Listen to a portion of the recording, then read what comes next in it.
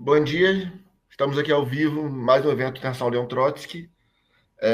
Na mesa de hoje, a gente vai organizar 4 intervenções. Meu nome é Vinícius, sou do Rio de Janeiro, militante do PSOL. Primeiro vai falar Juan Marino, depois Johan, depois Frank. A ideia aqui é cada apresentação durar mais ou menos 15 minutos. E a gente, na volta, tem uma volta de 5 para cada, para responder perguntas, comentários que vocês fizerem, e podermos debater um pouco mais os temas aqui apresentados. Eu acho que não tem muito mais o que falar. Juan, se estiver pronto, pode começar. Muchas gracias, Vinicius. Compañeras, compañeros, ¿se me escucha bien? Yo estoy viendo acá y me parece que sí, Juan. Perfecto. Tengo a unas personas que están mirando el enlace y me dicen que sí, que se escucha bien. Perfecto. Bueno, compañeras, compañeros, gracias por la invitación, por la participación. Ustedes Gracias saben por que estar. nosotros... ¿Sí? No, gracias a ti por estar. Ustedes saben que nosotros hemos presentado una ponencia a este evento titulada Marxismo, Exterminismo, Omnicidio e Invierno Nuclear. No es nuestro objetivo en esta intervención repetir la ponencia. Todas las compañeras y los compañeros que están siguiendo en vivo el panel y que lo van a ver después en la grabación en YouTube, pueden encontrar la ponencia completa escrita en nuestra página web, elpiquetero.org. Así que bienvenidos a leerla y a escribir sus propias opiniones, sus propias devoluciones, sus propios planteos sobre el punto. Queremos aprovechar esta oportunidad para explicar algunos aspectos que no pudimos desarrollar en la misma ponencia y también mencionar las ideas principales.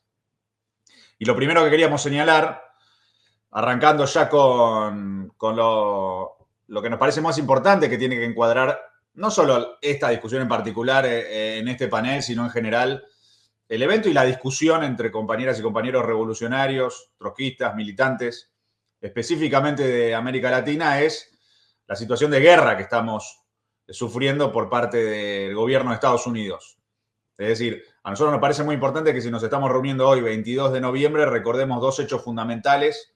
Uno es el miércoles 12 de noviembre se desplegó en el Mar Caribe el buque de guerra más poderoso del mundo, el USS Gerald Ford, que lo tenemos desde ese momento todos los días amenazándonos.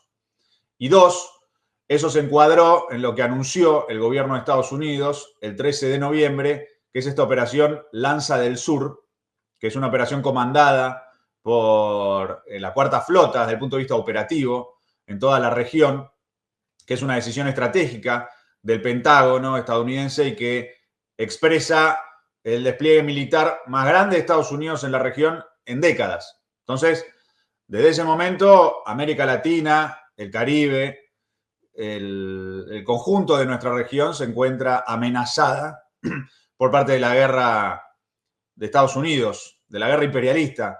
No es solamente una amenaza contra Venezuela, eso se verificó también en las operaciones que han lanzado ya directamente en aguas pertenecientes a los estados de Colombia y de México.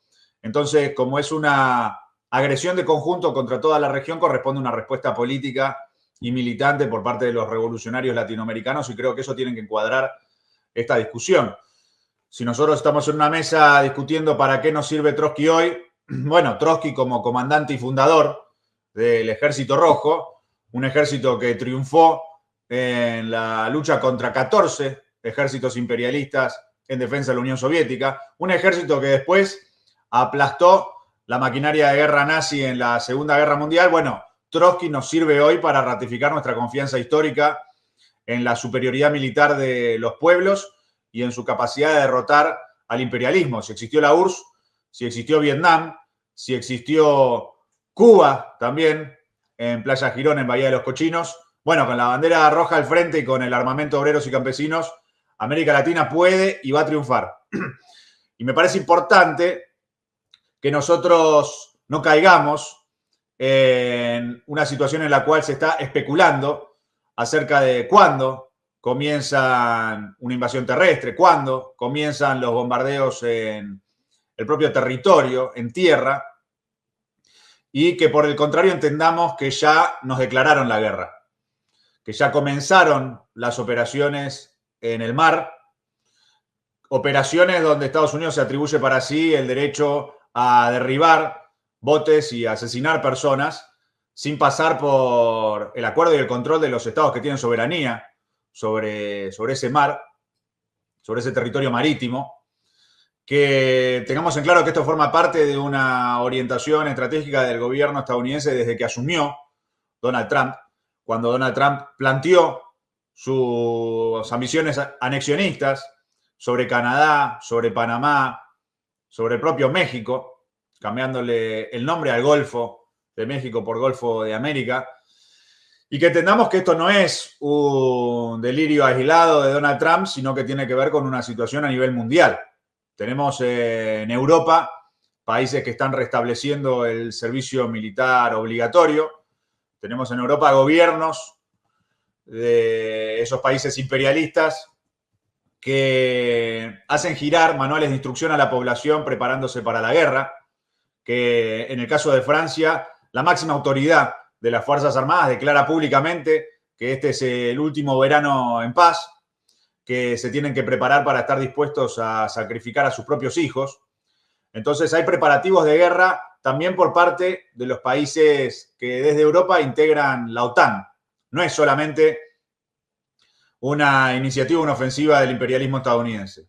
Habla de un mundo que puede entrar en guerra y para nosotros, desde el partido piquetero, es muy importante señalar esto y lo señalamos en la ponencia, porque vivimos ante la amenaza de una guerra mundial ya por lo menos desde nuestra caracterización desde 2008, y ese riesgo de desarrollo de una guerra mundial crece. Hasta el propio Papa Francisco en su momento había caracterizado la existencia de una guerra mundial en partes. Nosotros desde 2008 en adelante vimos numerosos golpes de Estado en América Latina, y en este año en particular, en 2025, para nosotros es determinante una declaración que sacó el principal organismo de investigación sobre el armamento nuclear a nivel internacional, el CIPRI, que afirma que la era del desarme nuclear se terminó y que se reinició una carrera armamentística en el terreno de las armas nucleares.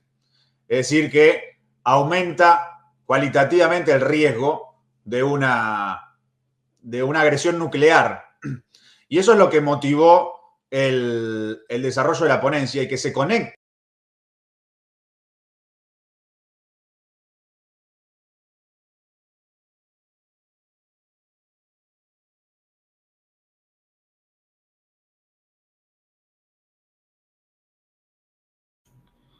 Ao que parece, o marido caiu. Ah, voltou.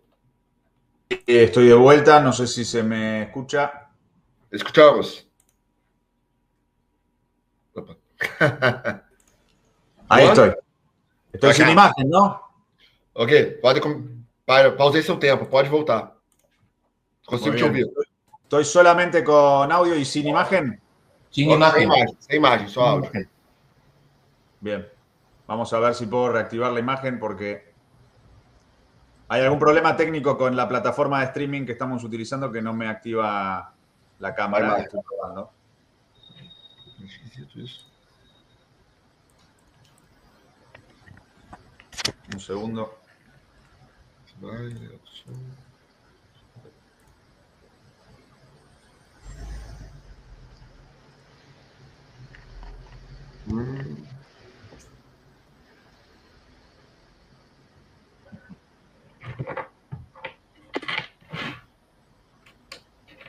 Caiu de novo.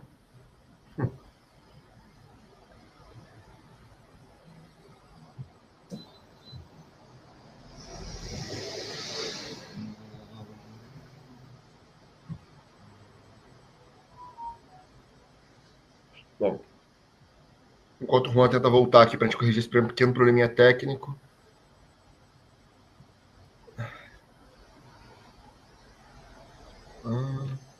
Frank, você consegue falar com ele para saber se ele vai voltar? Se ele consegue voltar? Manda uma mensagem se puder.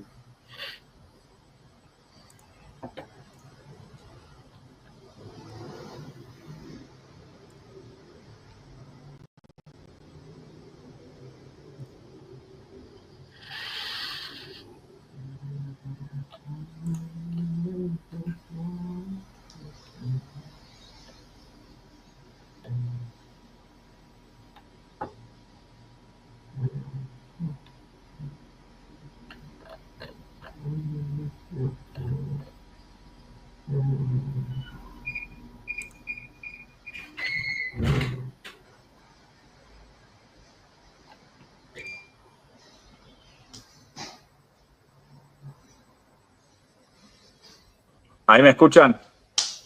Escuchamos y vemos, finalmente. Yo no los escucho, pero si me escriben en el chat que me están escuchando. Estou escutando. Juan, pasaste 7 minutos. Tienes más 6. ¿Ok? ¿Se escucha, Juan? Juan, ¿escuchas? Sí, se escucha. Ok. Juan, ¿escucha, gente? Supuestamente está activado. No sé por qué yo no los escucho, no sé si ustedes me escuchan y si alguien me escribe por WhatsApp que me están escuchando, así puedo seguir. Estamos escuchando. Yo escucho a Vinicius solamente. ¿No escuchas a Juan? A Juan y a Vinicius escucho. Bueno, perfecto.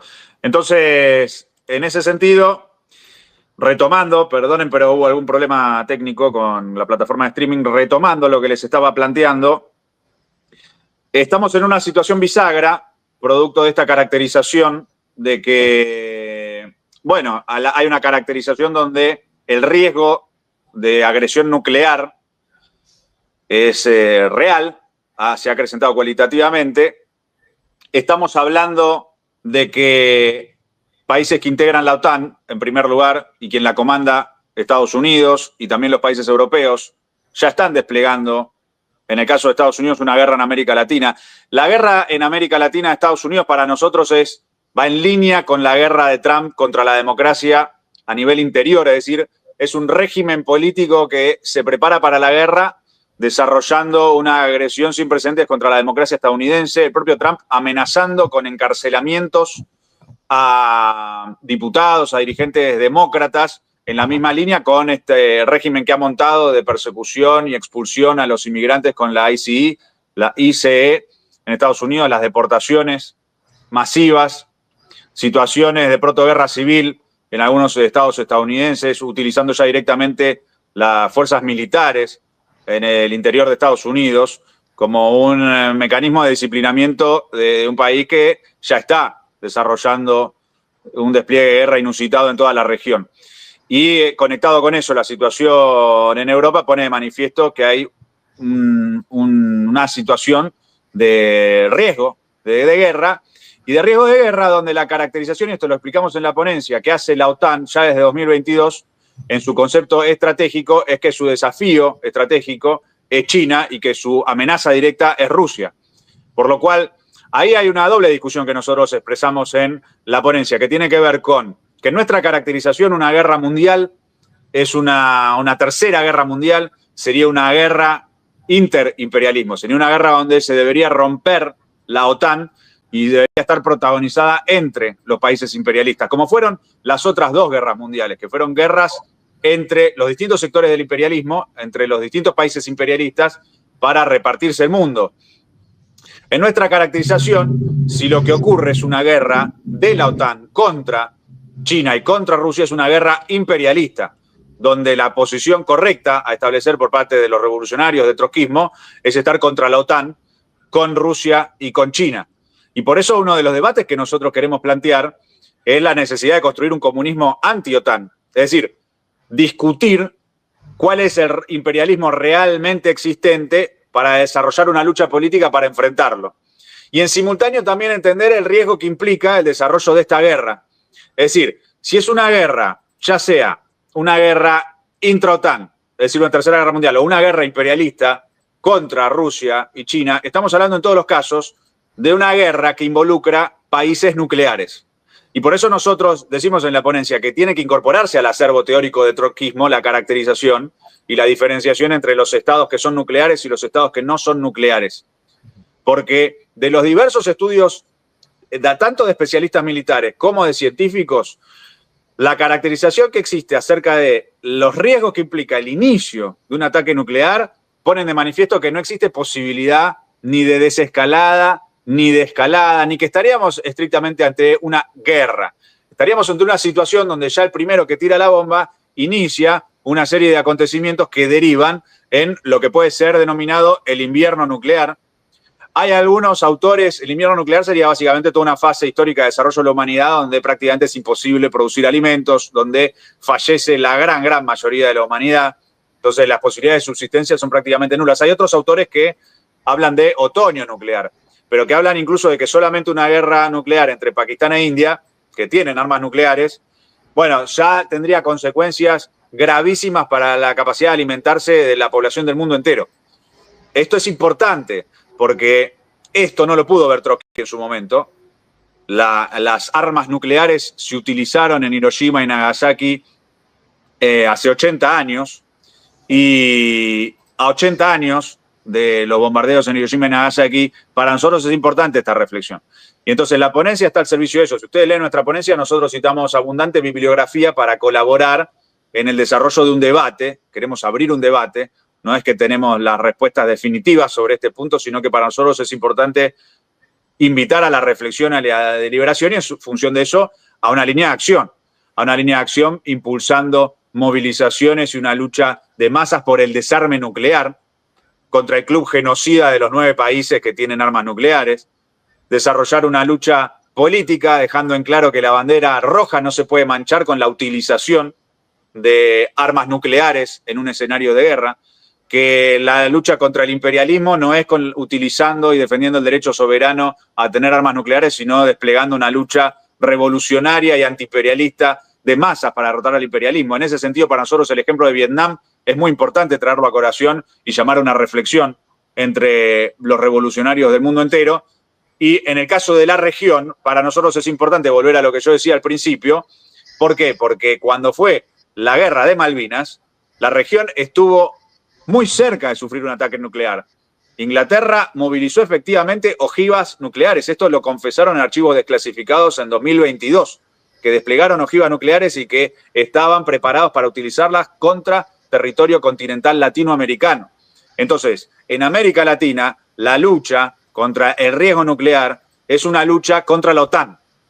Y la lucha contra la OTAN hoy es la lucha para que se vaya el USS Gerald Ford del Mar Caribe para derrotar la operación Lanza del Sur en toda la región y sobre esa base defender América Latina como una región de paz. Nosotros no tenemos ninguna ilusión democratizante en que vamos a poder evitar la guerra, porque la guerra emerge por un lado como un imperativo producto de la bancarrota del capital y por otro lado como una decisión estratégica del Pentágono estadounidense. Lo que sí tenemos que discutir es si tenemos la convicción como revolucionarios de que vamos a hacer todo lo necesario, con el ejemplo de Vietnam, de Cuba, de la Unión Soviética, el ejemplo histórico de esos pueblos, para derrotar la maquinaria de guerra imperialista. Ese es el aporte que nosotros queremos hacer en este evento, cuarto encuentro internacional sobre León Trotsky, y convocar nuevamente a todas las compañeras y todos los compañeros que nos están viendo a que entren en nuestra página web, elpiquetero.org, y lean la ponencia y abrir un debate. Gracias, compañeras y compañeros, y a disposición para el debate.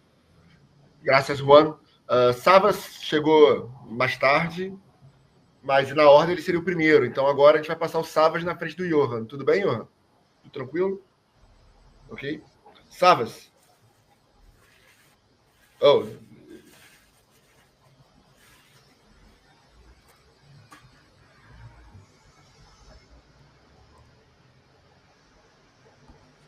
Pode começar quando quiser. You can start whenever you want.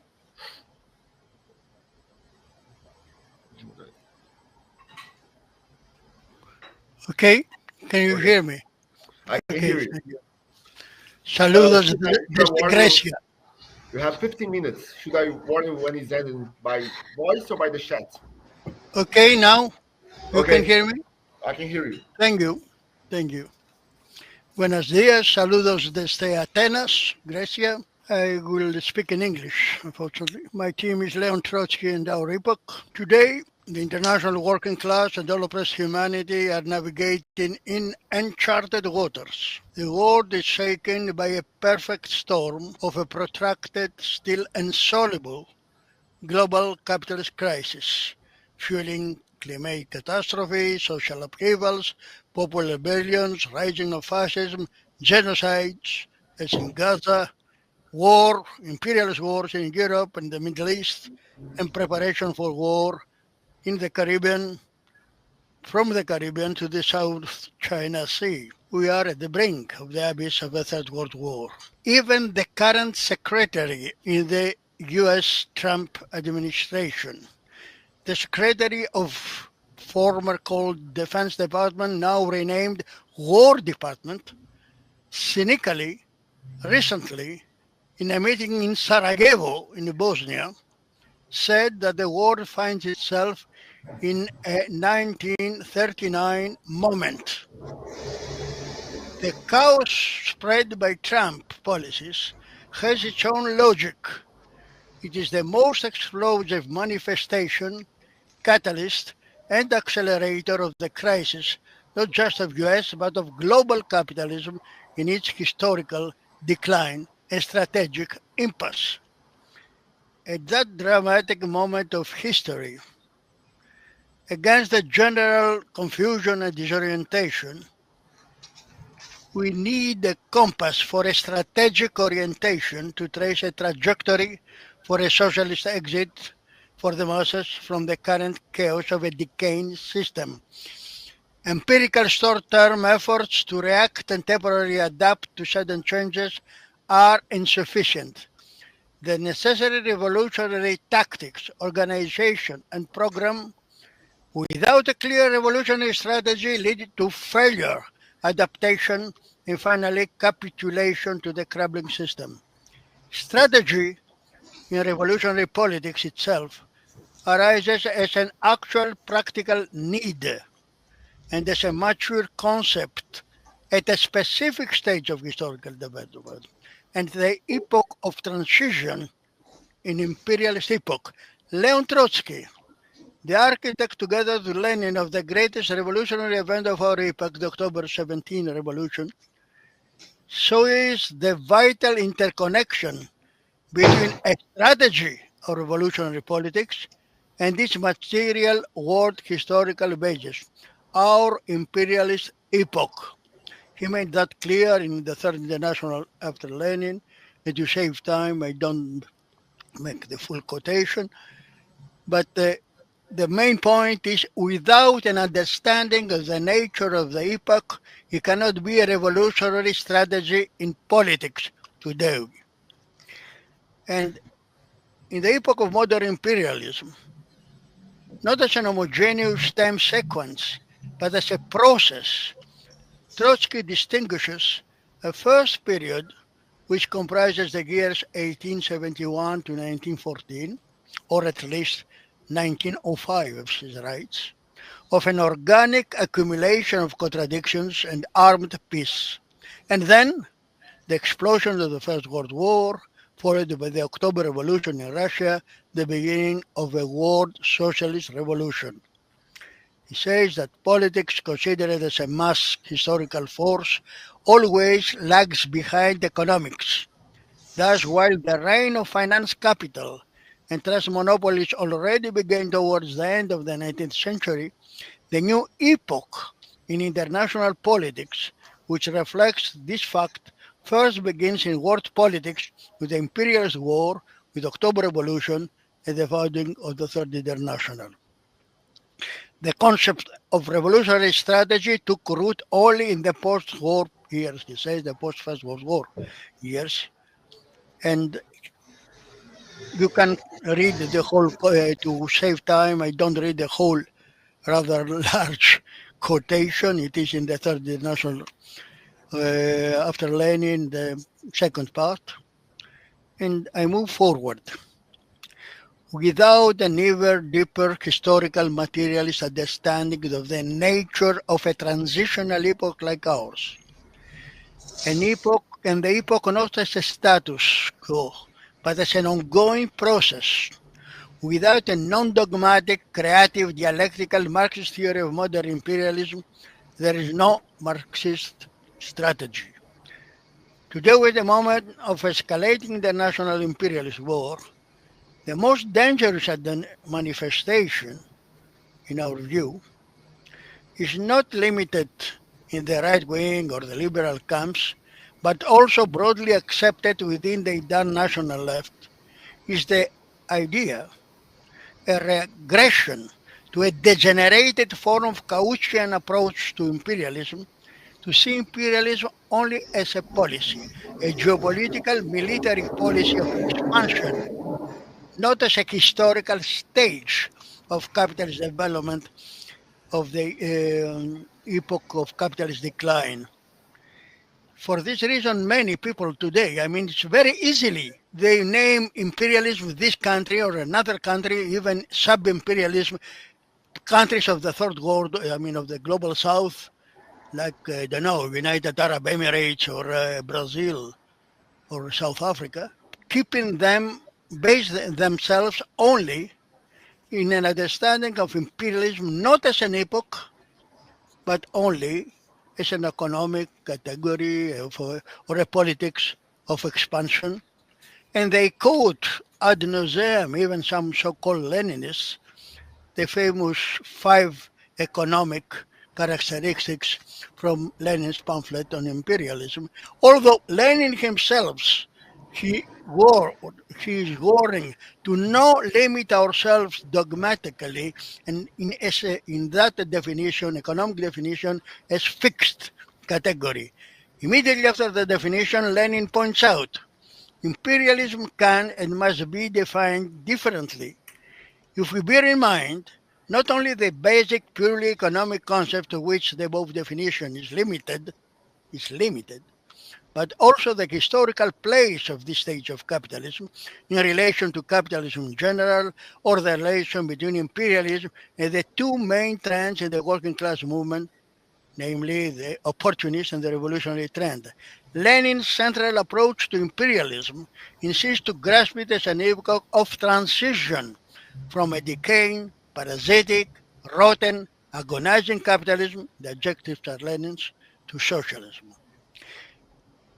In the second online Trotsky event, the Trotsky Permanency in Sao Paulo, who had stressed Trotsky understood at the early 20th century that human society has entered this transitional epoch, and on this epochal world change he based already in 1905 the Marxist conception of the permanent revolution. Permanent revolution is the dialectical self-reflection of the epoch. It is in June 1905 that young Trotsky already he speaks about this epochal change which made the revolution in Russia, the dress rehearsal of the October Revolution, possible. So the year 1905 was the first precursor manifestation of an epoch where a radical liquidation of bourgeois rule on a worldwide scale, as Trotsky wrote, was posed on the agenda. In 1917 was the tremendous confirmation. Even the disastrous disintegration of the Soviet Union in 1991 cannot erase the incomplete, deeper demands of our epoch, the verdict of history. So, the historic prognostic of the young chairman of the first Workers' Soviet in history was not an impressionistic remark during the rise of the first Russian Revolution. Trotsky remained faithful throughout in his life to this concept. I want to remind a text which often is ignored or unknown relatively. Trotsky wrote in April 12, 1988, in amidst of the worst, the darkest period of counter-revolution after the defeat of the 1905 revolution. He wrote an extremely important text under the title Our Fatherland in Time, as he called epoch. He said, I love our century because it is the fatherland I possess in time. Alive my fatherland in time, this 20th century, born amid tempests and storms. It contains unlimited possibilities. Its territory is the entire world. The previous centuries were retrenched in minimal oases outside of a historic desert. Our epoch is a tremendous precisely for this reason. They are pitiful those who cannot see it, that it poses for the first time the foundations for world history. In front of our eyes, the concept of humanity passes from a humanitarian fiction into hysteric reality. End of the quote. Trotsky's vision has nothing to do with an abstract universalism. On the contrary, in this text he makes a fierce attack against Eurocentrism, the landmark of Second International, as well as full kind of contemptuous Orientalism, of arrogant Occidentalism, of social democracy, and other currents in the left, adapted to the metropolitan capital supremacy, its colonialism and hostility to anti-colonial and anti-imperial struggles. Trotsky sharply criticizes the previous epochs of separation of Europe from Asia and Africa, as he said, and he refused all communication with the large majority of humanity. The Social Democrats present the popular masses as extra historical element, and history, written by them, was as aristocratic as the classes who did it. I continue. Our epoch breaks the separation, creates a new worldwide contradictory unity of the universe. The world socialist revolution is driven by the dialectic between the social proletarian revolution, the centers of imperialism, and the liberation revolution struggles in the colonial and post-colonial world, which to win needs working class revolutionary leadership. A revolutionary strategy has to be based on this dialectic of the unity of the diverse. From the opposite side, imperialism and the bourgeois counter-revolution always have a strategy for their survival. They did that always during the 20th century, they do now. They separate the revolution of the metropolitan centers of global capitalism from the liberation struggles of the oppressed nations. Trotsky finds as an essential determination of our epoch as a new acting factor in our fatherland in time, the upsurge of the masses in Asia, Africa, and Latin America. Particularly, he salutes the revolutionary awakening of the East with the verses of a poem by Pushkin, "The flames of a new dawn are brightening the East." He focuses especially in 1908 on China. He predicts in that early period the coming revolutionary overthrow of the brutal last Manchu dynasty in 1911. Even more boldly, Trotsky in the early 20th century says something that we see that a century later. He says, the political renewal which is taking place there in China will liberate its forces. It will give a powerful impulse to the growth of material culture, and perhaps, as a consequence, the center of gravity of historical development will move towards the Asiatic continent. Edge of the quote. Trotsky forecast at the beginning of the 20th century what we saw even before Trump, already under the Obama administration, to call for a necessary and urgent pivot to Asia. The forecast in 1908 was more dark for Europe, at a time when European great powers competing for the scramble for Africa, the share of colonies, a new division of the market. And he says, Trotsky, I quote, at the beginning of the previous 19th century, England was the factory of Europe. At the end of the same century, Europe became the factory of the world. Now, England, whose industry has retreated by the industries of America and Germany, is nothing more than the money safe of world capitalism. Conclude, please, Savas. Sorry? Your time is going to end. It's almost 15. Okay, I will try to sum it up. Okay. This was not just thoughts by Trotsky in his early period. Throughout his work in the history of Russian Revolution and other places, he returns again and again to this issue. So, against all those who close realpolitik, he says that realism, quoting Dostoevsky, realism that limits itself to see up at the point of his nose is more dangerous than the most folly fantasy because it is blind.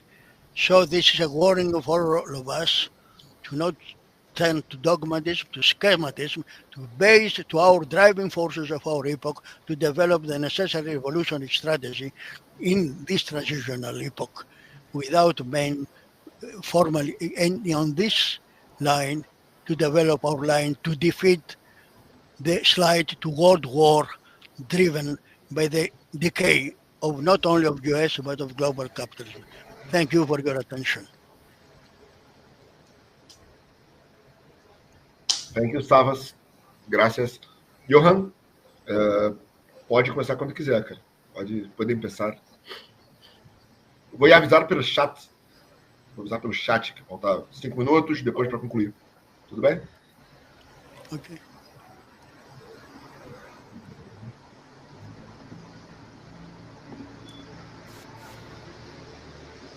Johan, puder. Hola.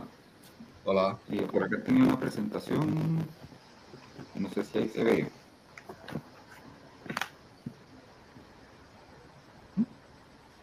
Ahora sí. Bueno, hola a todos. Un saludo desde Costa Rica. Mi nombre es Johan Madrid. Soy parte del nuevo Partido Socialista de la Corriente Internacional Socialismo Barbarie. Y pues soy también redactor en temas internacionales de el medio Izquierda Web, el cual aprovecho para extenderles una invitación a que visiten. Un poco pues el tema que voy a desarrollar pues está titulado como la era de la combustión. Este no es un título casual, ¿verdad? Y pues la combustión trata de explicar, digamos, de ser una especie de símil, una metáfora con respecto a un mundo que se encuentra ardiendo en este momento, que se calienta en todos los ámbitos, política, militar, socialmente. Johan, perdão. O seu som está falhando, está como se fosse estourado. Ele está com chiado no fundo, com barulho.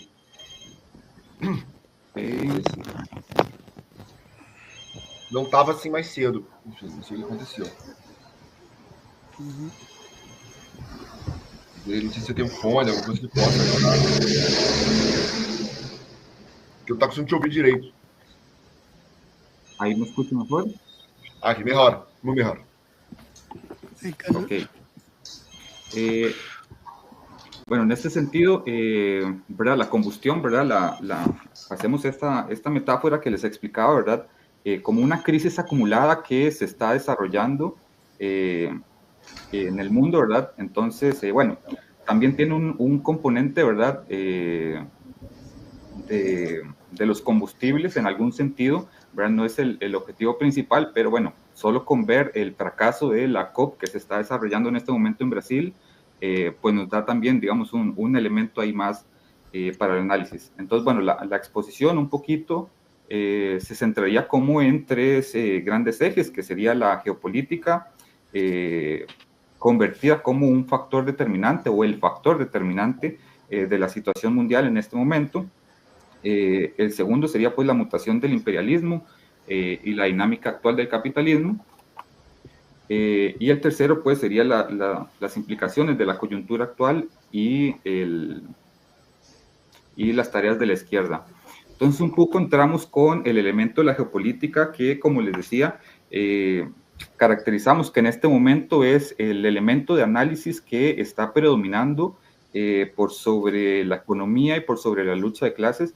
No es el único, evidentemente, pero es el elemento que al englobar, digamos, un análisis más macro, es el que está predominando o sea, en este momento, pues, están mandando las relaciones entre los estados más que los otros elementos que están quedando, digamos, en un plano secundario. Y pues una de las tareas que más adelante vamos a ver, pues justamente es tratar de revertir este elemento, ¿verdad? Entonces, bueno, hay que tener como el matiz justamente de que es solo uno de los elementos, ¿verdad? El geopolítico, las relaciones geopolíticas y las disputas, pero no es el único, y justamente hay que apostar pues a desarrollar más y los elementos, digamos, de lucha de clases en esta coyuntura. Entonces estamos en un momento, digamos, de desestabilización mundial que se puede definir en algún sentido como una policrisis, es decir, un momento en el que se están acumulando múltiples crisis en temas de economía, de geopolítica, militar, ambiental, casi que a cualquier lado al que volteemos encontramos alguna crisis, ¿verdad? Y todo esto pues se junta y de ahí pues este concepto que manejamos, ¿verdad? De policrisis. Estamos en en un momento pues como de transición, de cambios y con descomposición, digamos, de los grandes acuerdos o del estatus que se mantenía, digamos, desde la Segunda Guerra Mundial y que desde comenzó pues a desmoronarse un poquito. En este sentido, pues hay que hacer una acotación con respecto a Trump, ¿verdad? Porque es un elemento, un personaje, digamos, central dentro de la discusión mundial, pero también matizándolo, digamos, con respecto a algunas caracterizaciones, y es que Trump no es el que determina por sí mismo la coyuntura, sino más bien que él es resultado del proceso, ¿verdad? O sea, más bien él es el resultado de la descomposición que hemos venido viendo. Entonces, bueno, él aplica una política, digamos, en algún sentido voluntarista de matonismo, donde a través de un elemento que es material, ¿verdad? Que es la crisis económica que enfrenta el capitalismo, ¿verdad? Este es como el sustento material. A partir de eso, pues se pasa Estados Unidos, digamos, pierde en algún sentido como su hegemonía, pierde su posición, digamos, como potencia mundial, ¿verdad? O sea, lo ha ido perdiendo, todavía lo continúa siendo, pues, la principal potencia imperialista, pero ha ido perdiendo, digamos, como influencia, y justamente esto es un poco lo que el proyecto trumpista trata de revertir. Entonces, pasamos de un orden consensual hegemónico a una disputa más bien como entre matones para tratar de repartirse el mundo. Se está rediseñando definitivamente un nuevo orden, pero este todavía no tiene forma, ¿verdad? Estamos en un momento en el que hay desestabilización, donde el viejo equilibrio, digamos, se está poniendo en cuestión, y bueno, todo queda evidentemente abierto, ¿verdad? No hay ninguna discusión cerrada porque estamos en pleno, digamos, proceso. Ya entrando, digamos, un poco más al segundo punto, ¿verdad? Al segundo eje sobre la transformación o la caracterización, digamos, del imperialismo en este momento, creo que hay como una serie de acotaciones, digamos, que son como muy valederas, en el sentido de que podemos revisar que estamos pasando de unos elementos hacia otros, ¿verdad? Sin que estos sean, pues, definitivos, ¿verdad? Entonces, por ejemplo, estamos pasando de un imperialismo de la globalización al que se le está imponiendo en este momento un imperialismo más territorial, un imperialismo territorializado. Y esto tiene que ver, pues, con la lógica de acumulación primitiva, ¿verdad? Que señalaba Marx en El Capital. Es decir, una acumulación basada más en la violencia directa, en apropiación de territorios, en saqueo, en recursos, en destrucción de los competidores mediante cualquier método, ¿verdad? Sea mediante aranceles, la disputa comercial, o directamente, digamos, mediante el uso de la fuerza.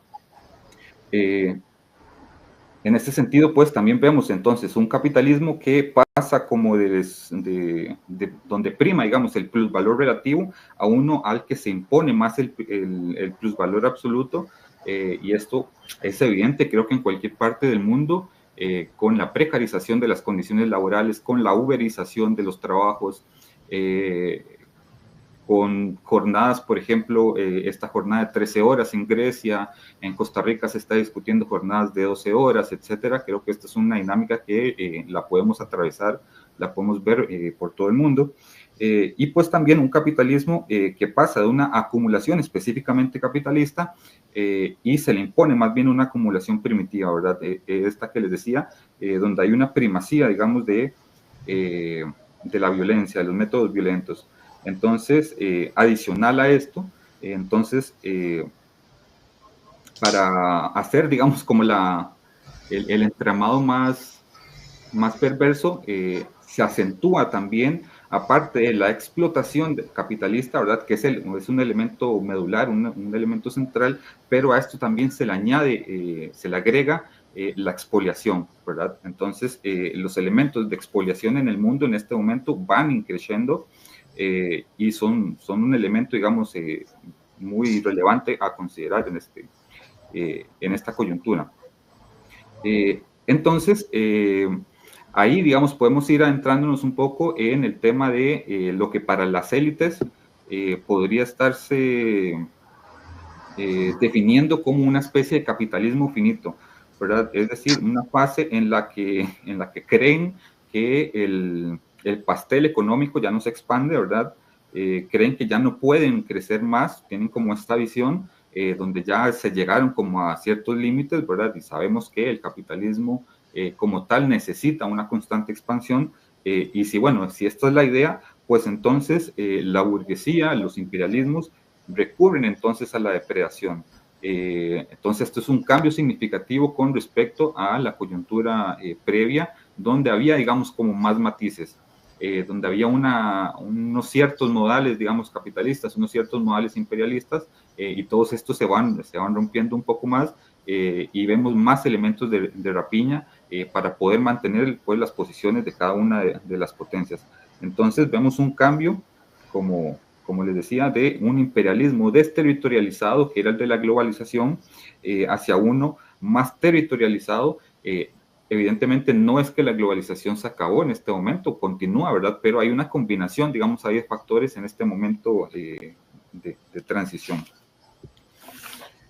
Y bueno, un punto, digamos, que me parece que es esencial tener en consideración a raíz como de ciertas discusiones que se pueden ver por ahí, es el tema de la jerarquía de estados. Y justamente esto lo ligo con el tema de la globalización, ¿verdad?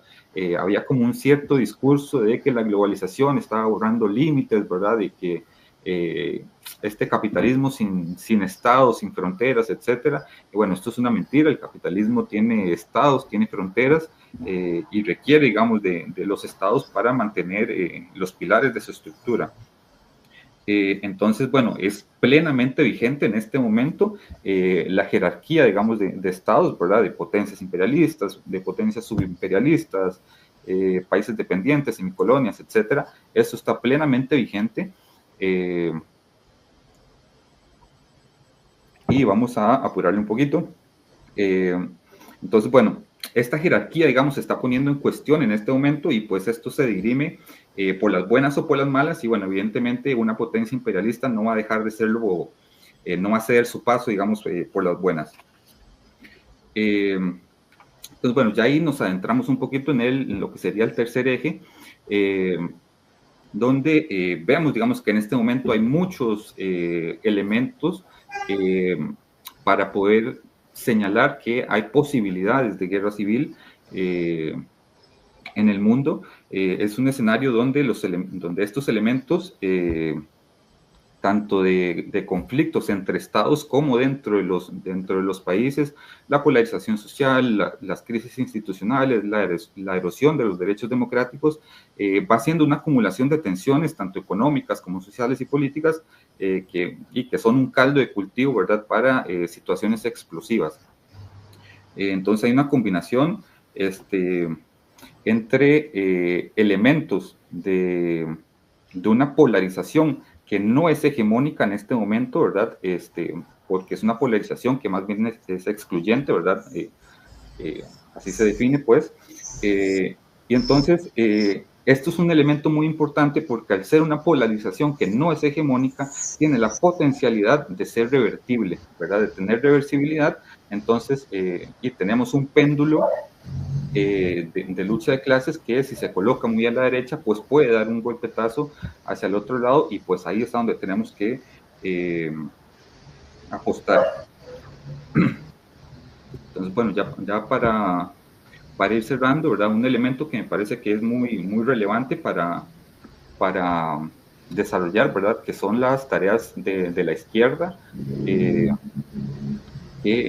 Uno sería pues la preparación intelectual en el plano intelectual, ¿verdad? Que en ese sentido, pues, este espacio es un gran aporte, ¿verdad? Y bueno, lo saludamos y lo agradecemos, para comprender justamente estas dinámicas, para poner en discusión, pues, las discusiones, las teorías, etcétera, para actualizarlas, ¿verdad? Pero evidentemente esto es un ejercicio que no se tiene que quedar ahí, sino que tiene que pasar a una acción práctica, donde hay que combinar, pues, elementos tanto de lucha institucional, ¿verdad?, que no se pueden dejar de lado, la participación en elecciones, etcétera, con métodos que tienen que ser cada vez más disruptivos.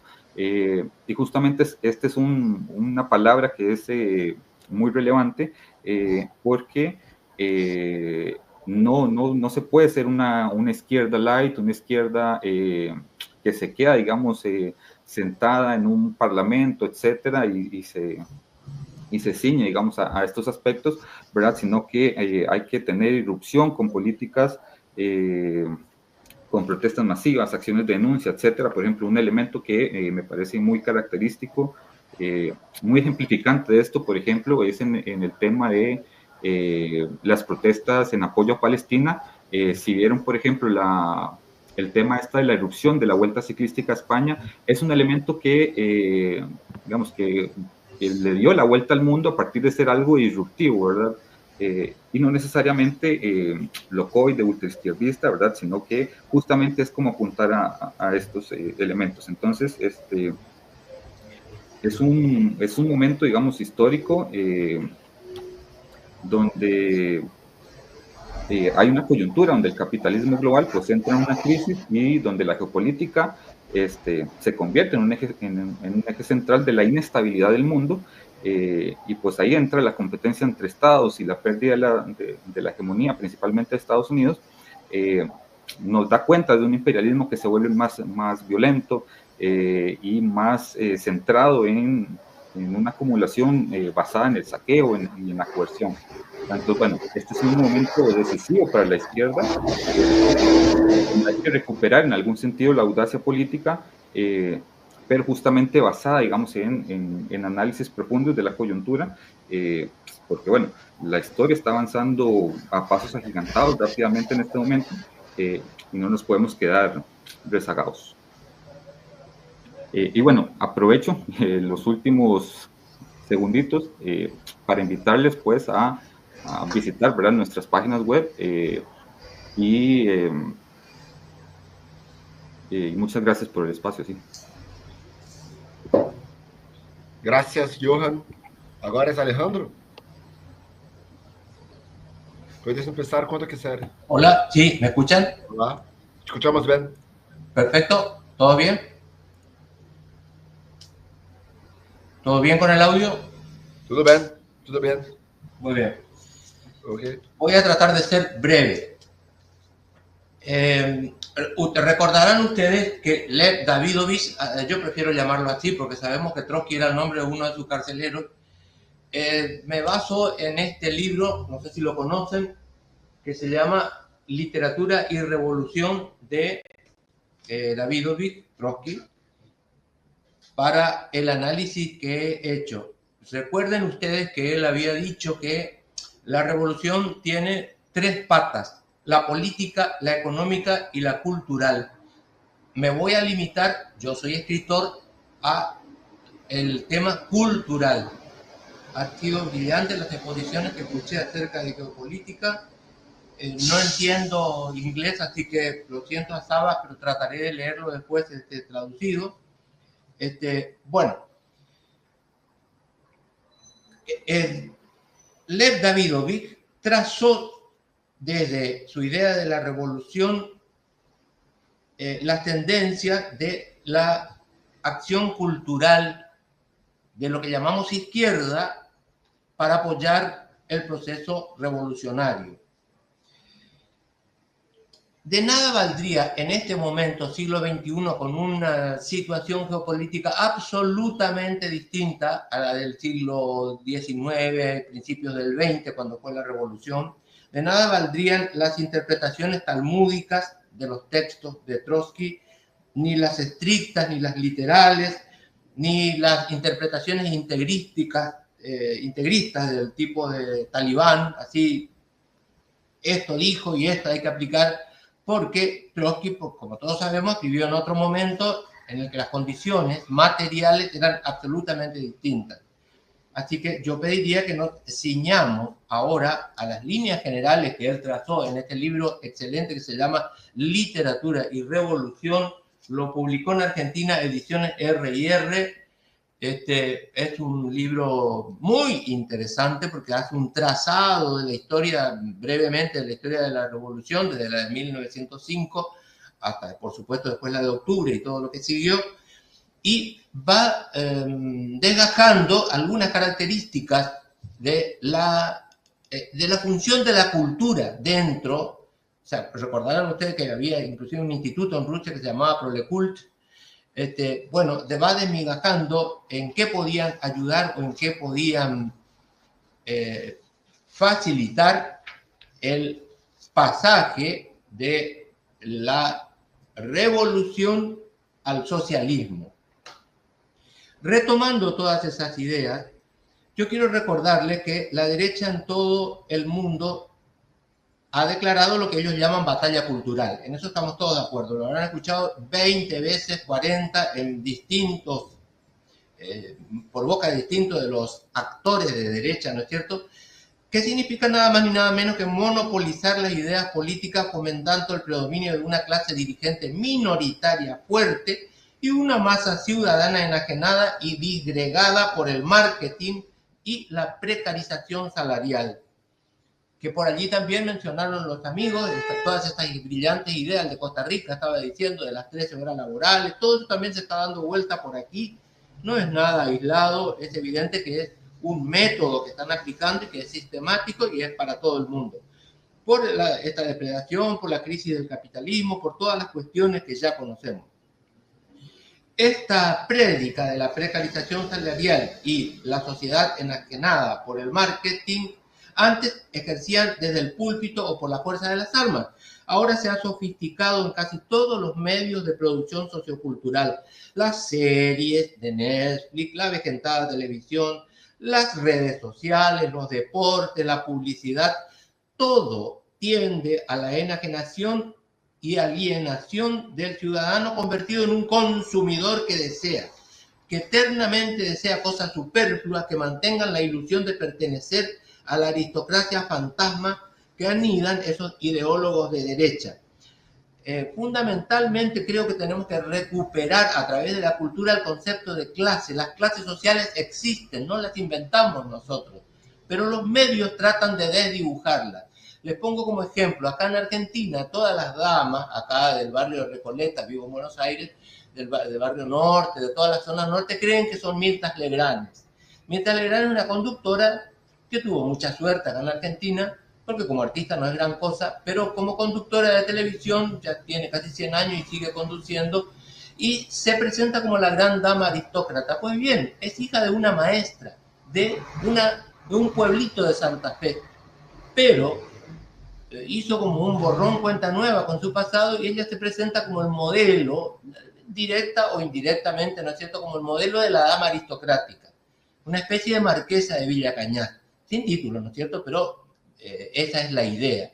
Bueno, pues no hay dama de la zona norte que no quiera parecerse a la señora Legrand, aunque sea esta dama en cuestión una asalariada o una jubilada o una pensionada, o sea, una persona que tiene recursos absolutamente limitados a clase media baja, pero se desidentificó y cree que debe aspirar a ser una Mirta Legrand. ¿Se entiende esto?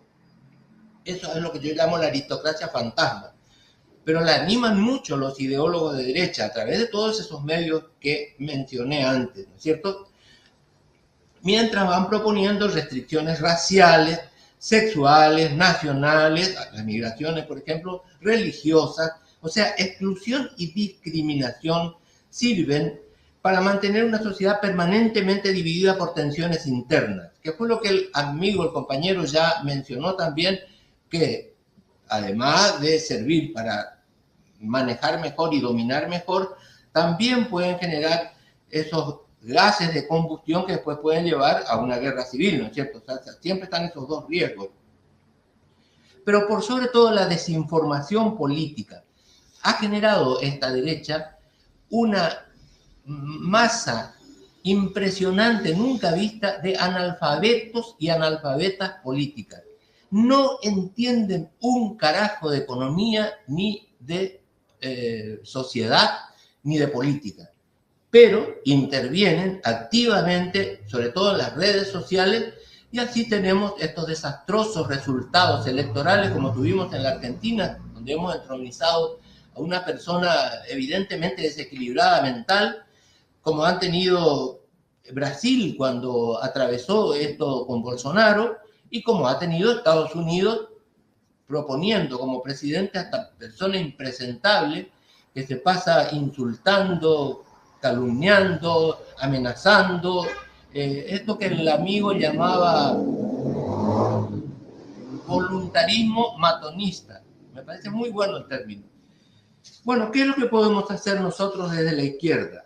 Yo vengo viendo dos actitudes que tenemos los intelectuales de izquierda, ¿a qué llamo izquierda y derecha? Por ahí también entramos en todo un debate. Propongámonos de nuevo volver a 1789, la reunión de la cancha de pelota. ¿Ustedes de qué lado de la tribuna se ubicarían? ¿Irían con los nobles y el grupo eclesiástico a conformar la derecha con el trasismaquismo político, o sea, el derecho del más fuerte a gobernar, o se sentarían del lado de la izquierda? Pues yo me sentaría en la tribuna de la izquierda. A eso es lo que llamo izquierda. A la gente que trata de ampliar los derechos ciudadanos. El otro grupo, el de la derecha, lo que trata es de reducir los derechos ciudadanos. Está muy claro eso. Después que vaya divisiones, que nos guste esto, que nos guste lo otro, eso es materia de lo que Trotsky llamaba los místicos homeópatas, que tratan de buscar la metafísica, y etcétera, etcétera. Bueno, en la izquierda, ¿qué podemos hacer? Yo veo que hay dos actitudes en el mundo intelectual de izquierda.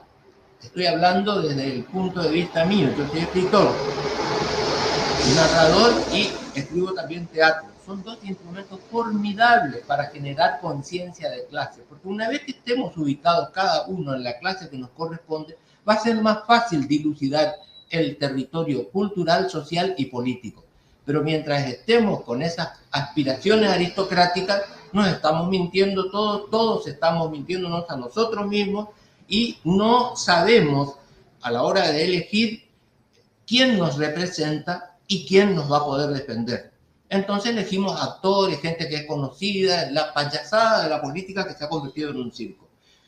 Bueno, tenemos dos actitudes en la izquierda. La primera de ellas es la de los autores de izquierda que escriben obras de ciencia ficción, de comedias agradables, es decir, escribir de temas que no van a generar ningún tipo de conciencia social, pero puede ser que les den rédito económico, y yo lo comprendo. Escribir sobre fantasmas, sobre desaparecidos, sobre ese tipo de temas que son absolutamente antisépticos políticamente. Es decir, ni ayudan ni boicotean, digamos, están ahí en el medio. Bueno, esa es una de las actitudes que observo en la izquierda. A lo mejor yo estoy equivocado, no tengo el monopolio de la idea. La segunda actitud que veo es la de producir obras catequísticas, panfletarias. ¿Por qué es peligroso esto? O sea, obras en las que se plantea un sistema político de un modo muy material casi, y estas obras, ¿qué es lo que generan? El público sensible al milagro del arte esto percibe como un intento de adoctrinamiento. Ah, me quieren hacer comunista, dice. Estas obras solamente sirven a quienes ya están convencidos. Entonces queda una tercera vía. ¿Cuál es la tercera vía? Pero gente, el capitalismo nos está produciendo materia para hacer crítica social a toneladas en este momento. Pues ahí creo yo que tenemos que centrarnos, en señalar a la sociedad estas contradicciones del capitalismo que están llevándonos a todos a un caos del que ya no podemos ni siquiera prever cuáles van a ser sus consecuencias. Allí tenemos que morder, mostrar las contradicciones, mostrar la explotación, mostrar toda la quita de derechos, los prejuicios, las discriminaciones, las banderas de la derecha que son siempre peligrosas, que nos llevan a campos del que después no vamos a poder regresar, no vamos a poder dar vuelta atrás sin los destrozos que haya dejado a su paso. Las guerras que está generando, que va a mandar a matar a gente inocente en nombre de intereses de señorones que lo único que buscan es enriquecerse con la venta de armas, con la apropiación de terrenos, como el tema de Gaza. Entonces, allí es donde tenemos que morder, en la crítica a esta derecha atroz que estamos viviendo.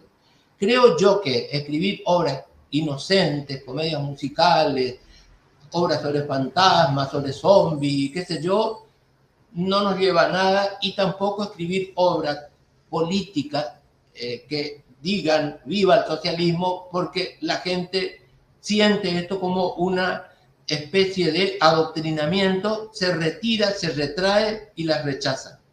Eso es todo, muchas gracias, por supuesto esto está todo escrito, ya se lo envié a Frank, pero enviaré al lugar donde esté destinado todo este magnífico foro. Les agradezco mucho, un abrazo grande para todos. Gracias, Alejandro. Frank, ¿estás listo? Pronto.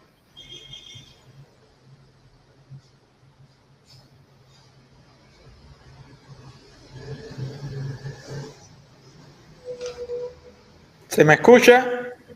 Escuchamos. Sí. Bueno, muy buenos días.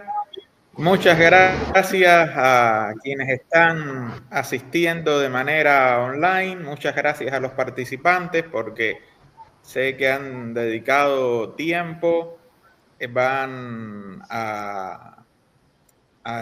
no solamente a exponer, sino que van a enviar también sus ponencias que van a ser publicadas, Alejandro, por nuestro amigo Rubén Biseglia en la compilación de los artículos para presentarlas en el próximo evento internacional León Trotsky, que va a ser anunciado mañana donde se va a celebrar. Voy a empezar con una anécdota rápida, y es que en estas tantas ediciones ya del evento internacional León Trotsky que he hecho, una vez invito a una personalidad histórica del trotskismo internacional y le pido que hablara de X tema. Él accedió y a la hora de sentarse a impartir la charla habló de otra cosa. Simple y llanamente, después me comunicó personalmente que él creyó que era más importante hablar de otra cosa y no de lo que le habíamos solicitado. Yo voy a hacer algo similar, me voy a rogar ese beneficio, aunque no me voy a ir tanto de un punto a otro, porque el de este compañero no tenía nada que ver, era como de la A a la Z, estaba programada una cosa y de pronto empezó hablando otra. Yo quisiera centrarme, voy a aprovechar para propagandizar un poco sobre el libro que recién publiqué, Cuba, una historia crítica, 1959-2025. Mi ponencia era básicamente un capítulo del libro, pero me pareció que era medio tedioso abordarlo abiertamente porque es una parte bien teórica y es donde abordo la teoría de la revolución permanente como un instrumento teórico marxista eficaz para comprender la transición de la revolución cubana de capitalismo a socialismo, de revolución, digamos, una revolución agrarista, constitucionalista, a una revolución socialista.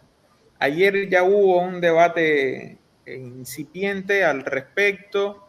También hoy va a haber un fuerte debate por la tarde sobre China entre André Barbieri, Juan Marino y yo. Y uno de los debates por los que atravesó el trotskismo internacional era precisamente el carácter de la Revolución Cubana.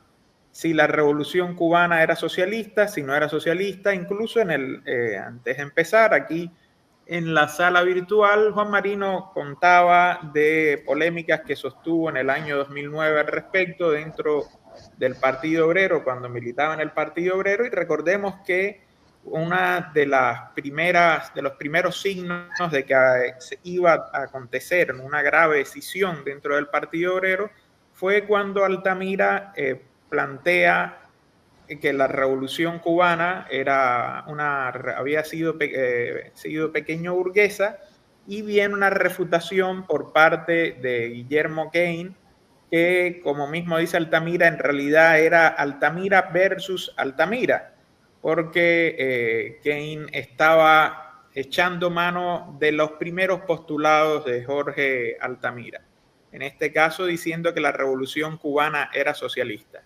Cuando he podido polemizar personalmente con ambos, siempre les digo que los dos tienen razón y los dos no tienen razón. Más allá de que no concuerdo con que una revolución puede ser pequeño burguesa, porque si una revolución fuera pequeño burguesa tuviéramos que asumir que la pequeño burguesía es una clase social. Más allá de ese detalle, y nada menor, pero bueno, que podemos pasar quizás por alto, lo cierto es que la Revolución Cubana en el año 1959, en su primer año, a todo lo largo de su primer año, no era una revolución socialista. Empecemos nada más con que el gobierno cubano estaba compuesto, la mitad de sus ministros del primer gobierno revolucionario eran profesamente anticomunistas. Lo decían una y otra vez y actuaron como tal.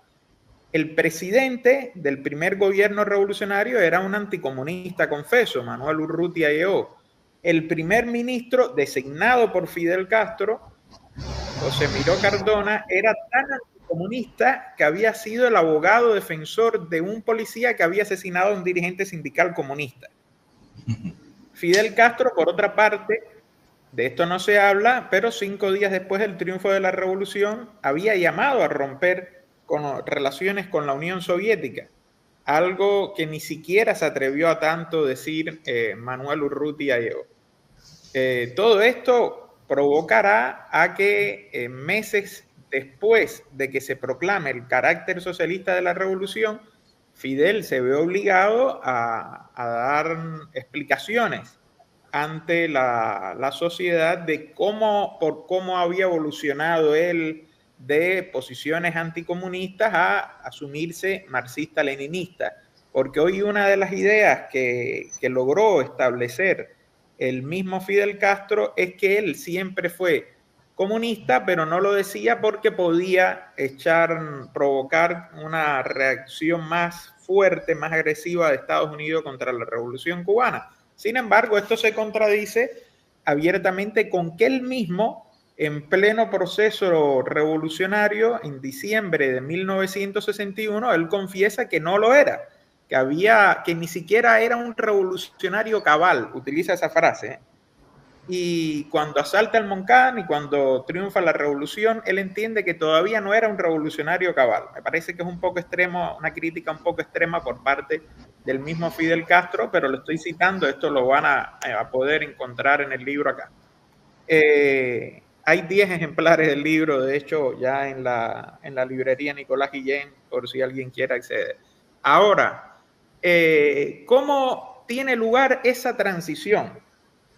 ¿Y por qué digo que a lo largo de 1959 no era una revolución socialista? Más allá de que este gobierno está compuesto la mitad por anticomunistas y dirigidos por 2 anticomunistas, es un gobierno que ni siquiera va a ser antiimperialista en sus inicios, no tiene la intención de chocar contra Estados Unidos. Es un gobierno que es una revolución que va a ser tan nacionalista que va a llamar la atención al peronismo del momento. No en vano va a recaer, va a llegar a Cuba antes de que se proclame socialista, los sectores de mayor avanzada que estaban en el momento más a la izquierda dentro del peronismo, estoy hablando de John William Cook, pues las banderas del peronismo, soberanía nacional y justicia social, en realidad se estaban consumando.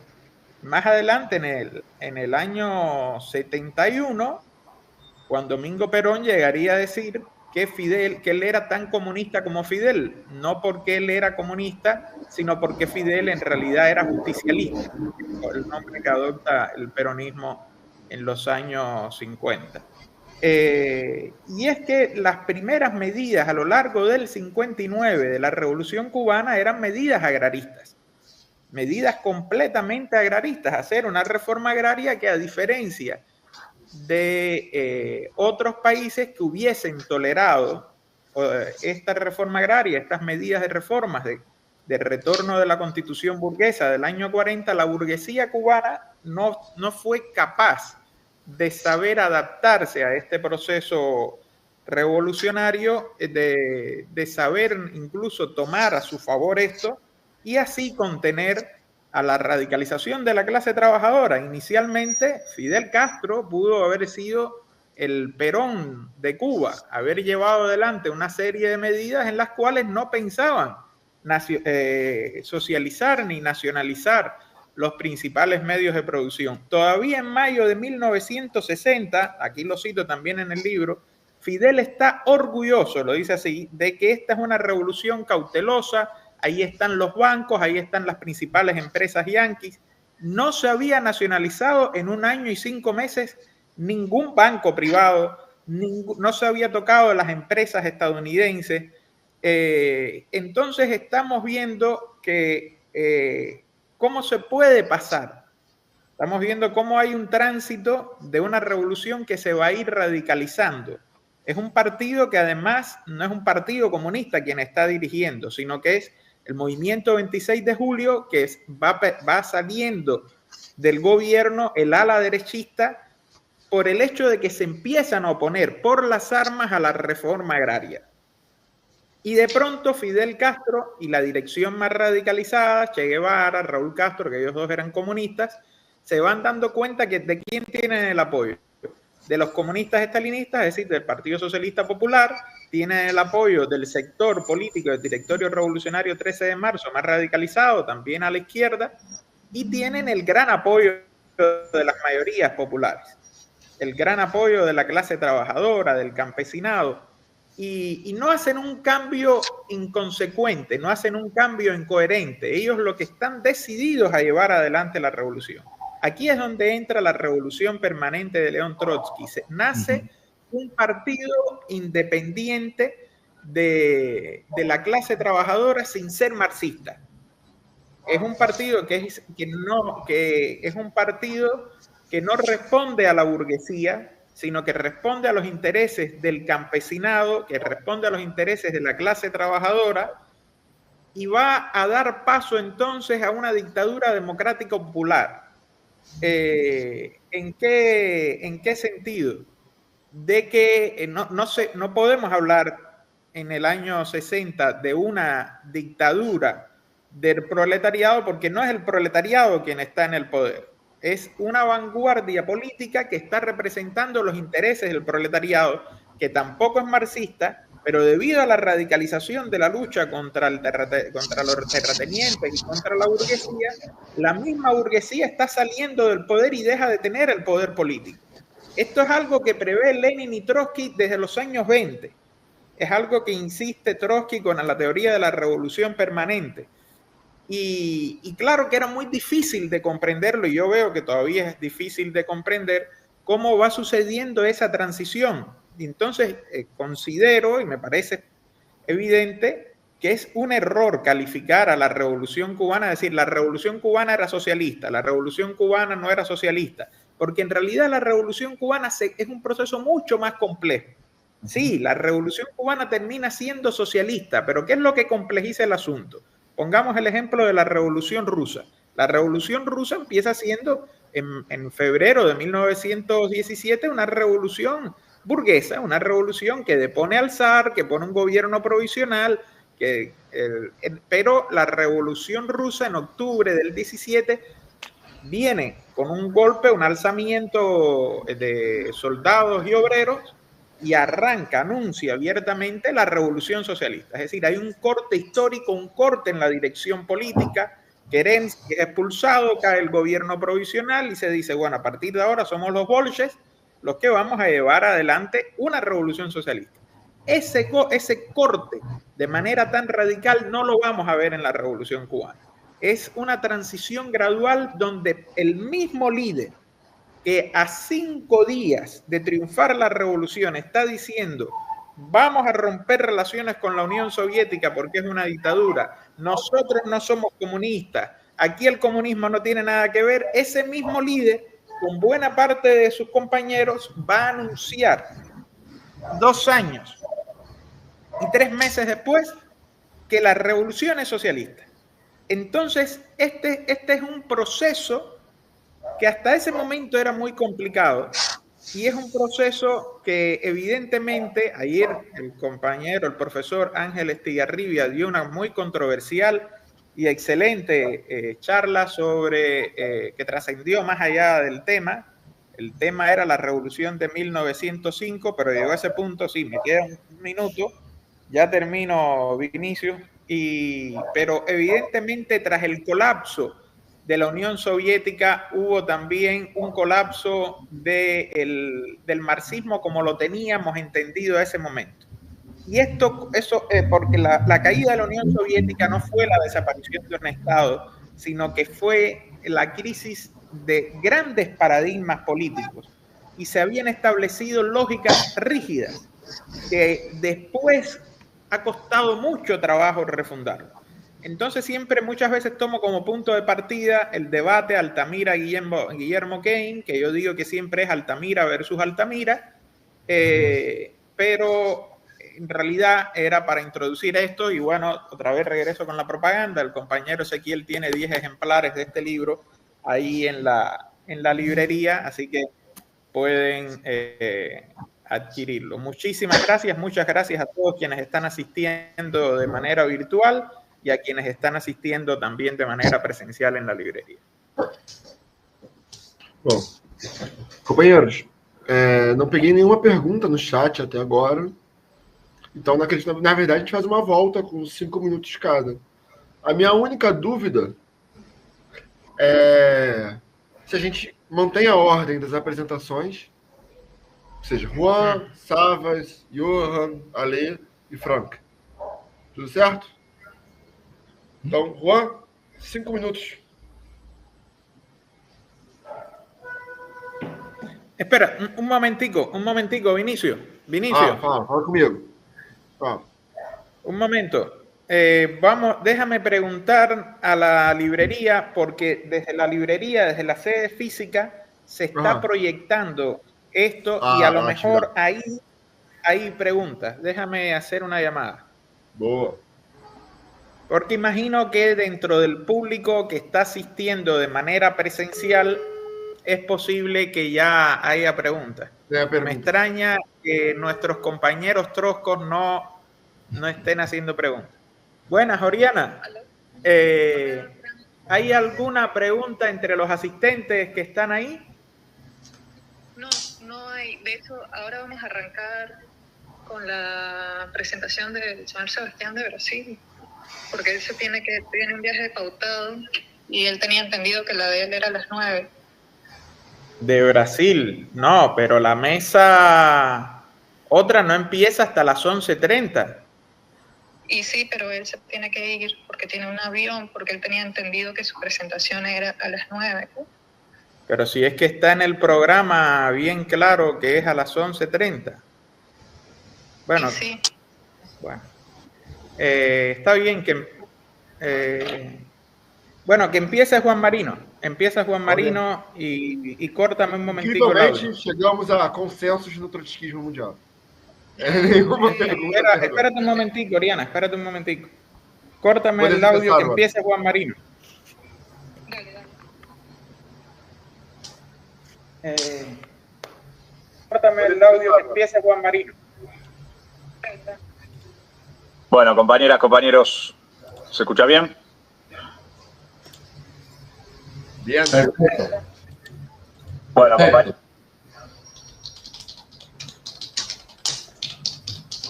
Bien. Bueno, 5 minutos entonces para una devolución sobre los debates. Lo primero que me importa destacar a los compañeros que están en el panel y a los que lo están siguiendo tanto en la librería en Paraguay como en el debate online es preguntarles, a ver si me equivoco, compañeros. ¿Nadie más dijo al menos una vez la palabra OTAN en su intervención o yo estoy equivocado? Porque la verdad y con total sinceridad, entre compañeros, si en una mesa entre trotskistas no decimos ni una sola vez la palabra OTAN, hay dos posibles conclusiones. O tenemos que mejorar mucho para hacer la expresión consecuente, más consecuente del comunismo anti-OTAN, o por el contrario, Trotsky no sirve para nada. Les pido a ustedes que me digan cuál piensan que es la conclusión correcta. Y esto lo conecto con uno de los debates que está en una de las mesas posteriores, que es el debate sobre lo que se denomina la reconstrucción de la Cuarta Internacional. Para nosotros es importante distinguir lo que es el término reconstruir la Cuarta Internacional de refundar la Cuarta Internacional. Yo soy orgulloso integrante de una corriente histórica que fundó la Coordinadora por la Refundación de la Cuarta Internacional y para mí es un orgullo estar en un mismo panel, en una misma mesa con el compañero Sabas Matsas, fundador de la CRCI. En nuestra opinión, la caracterización que diferencia reconstrucción de refundación es que la reconstrucción implica el intento de unir a todas las vertientes existentes del trotskismo en una misma internacional. Les diría incluso que en ese caso la parte positiva es expresar al menos un rasgo antiburocrático de querer discutir y exponer nuestras propias miserias teóricas y humanas, como estamos haciendo en este panel, y nuestras divergencias y nuestros planteos. Pero la diferencia es que en el caso de la refundación no es la idea de juntar a todos los que nos decimos trotskistas, sino es tratar de conectar el legado programático de Trotsky con un programa que nos permite intervenir correctamente hoy en la lucha de clases a nivel internacional. Entonces, si nosotros no planteamos, no discutimos los desafíos históricos que nos plantean la OTAN, la Tercera Guerra Mundial, la guerra nuclear, estamos en un problema.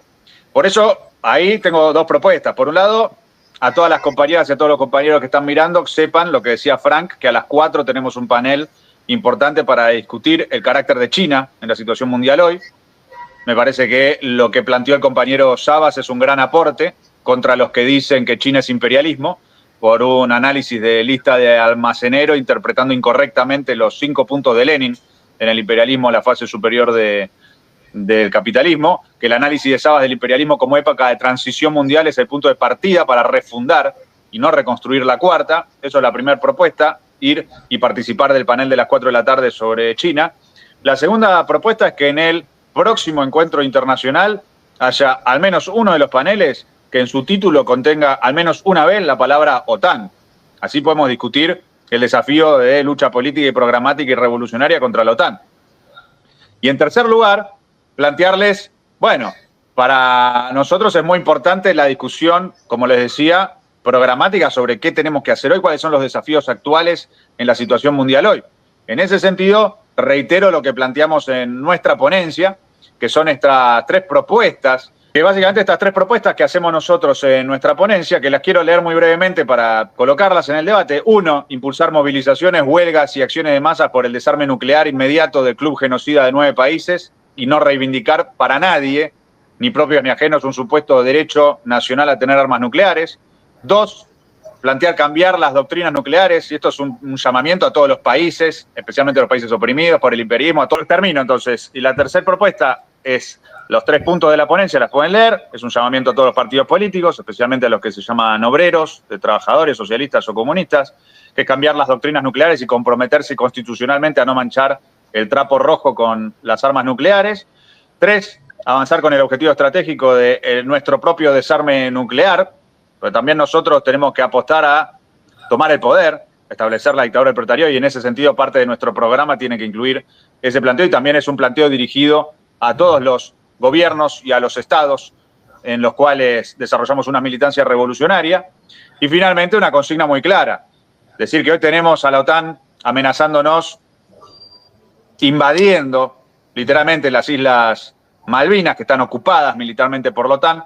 Tenemos a la OTAN con Estados Unidos a la cabeza amenazándonos con el buque de guerra USS Gerald Ford todos los días, pesando sobre nuestras cabezas en el Mar Caribe. Entonces, que la consigna que guíe también nuestra lucha antiimperialista y revolucionaria como trotskistas, como revolucionarios, como corrientes antiburocráticas del marxismo, sea fuera ingleses de Malvinas, fuera Estados Unidos, la OTAN, de toda América Latina. Gracias, compañeros, y adelante, y nos vemos a las 4 en la mesa sobre China. Gracias, Juan. Savas, your turn.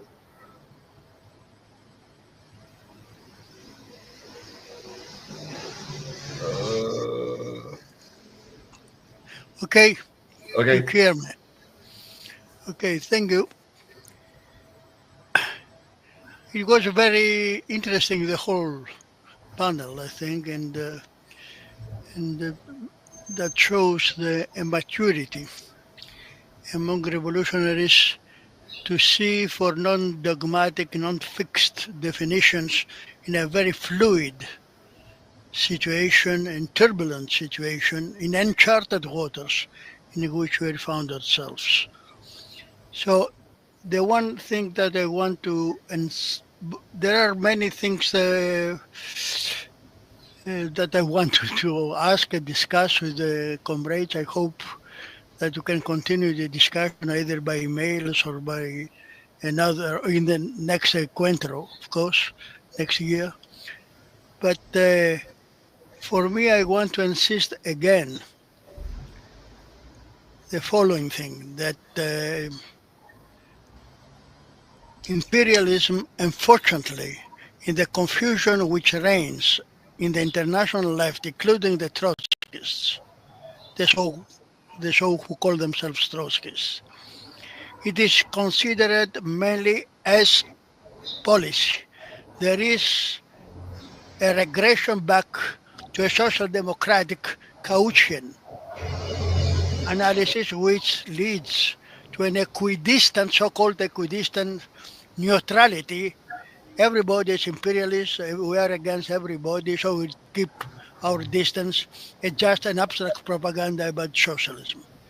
In my view, to build the revolutionary forces and the international needed in the present situation, which for me it is the Fourth International, for us, for my party, for the EC, we need very, very, very clear about the nature of this work, or these wars. With this sliding to a world conflagration, somebody thinks that it's already there. I think we are at the brink of that. We can stop the catastrophe.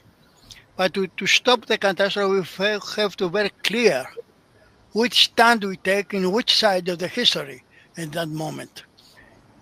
And not just to take, to do that, we need to deepen Lenin's modern theory of imperialism, not just to repeat dogmatically quotations.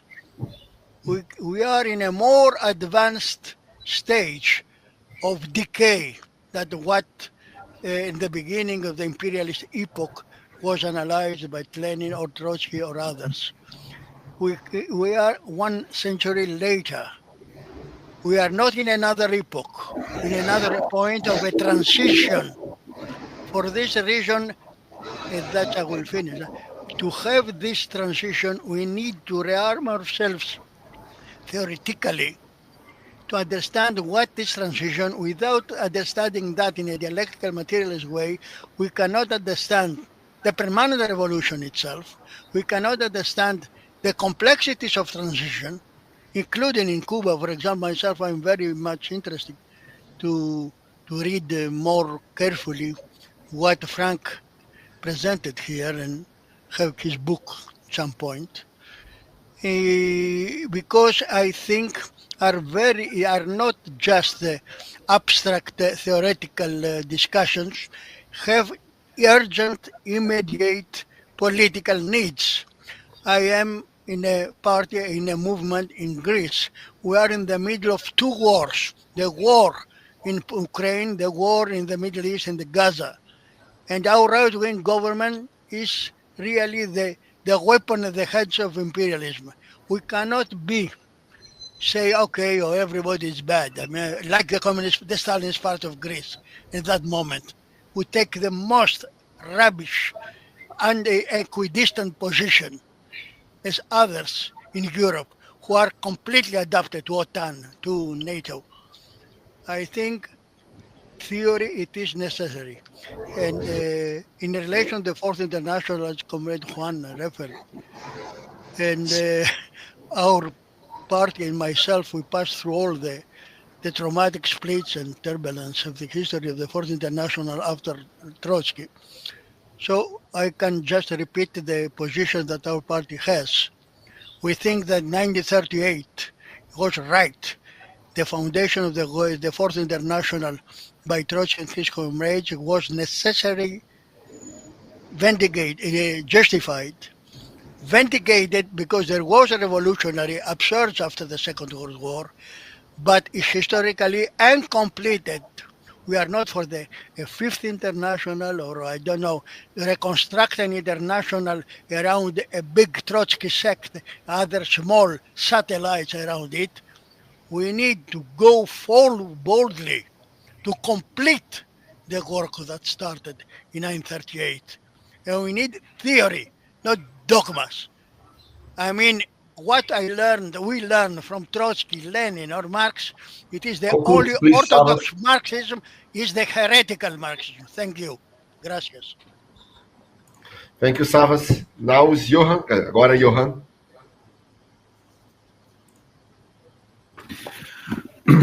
Hola, sí.